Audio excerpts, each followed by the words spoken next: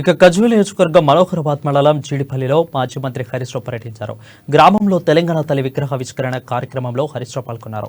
తెలంగాణ తల్లి విగ్రహాన్ని ఆవిష్కరించుకోవడం చాలా సంతోషంగా ఉందని హరీష్ రావు తెలిపారు.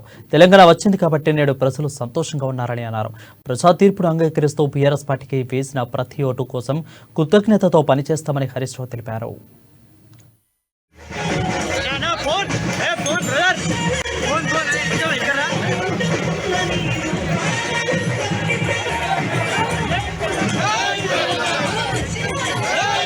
సో మనకు కూడా అదే ఒప్పుతో కొట్టాడతాం.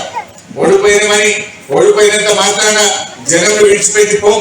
ఓడిపోయినా జనం మధ్యనే ఉంటాం, జనం కోసమే పనిచేస్తాం, ప్రజల మధ్యనే ఉంటాం, ప్రజల పక్షాన్నే పోరాడతాం, ప్రజల కష్టసుఖాల్లో పాల్పంచుకుంటాం. మీకు ఏ ఆపద పడ్డా మేము అండగా ఉంటాం. ఎక్కడ అధైర్యపడేది లేదు, మీరు ధైర్యంగా ఉండండి. మేము కూడా ఏ కష్టం వచ్చినా, ఆపద వచ్చినా, రాత్రి అయినా పగలైనా తప్పకుండా ప్రజల కోసం నిలబడతాం. ప్రజలకు మంచి జరగాలని, ప్రజలు అనుకున్న పనులు జరగాలని మీ పక్షాన మేము ఎప్పుడు కూడా నిలబడి పనిచేస్తాం. గెలుపు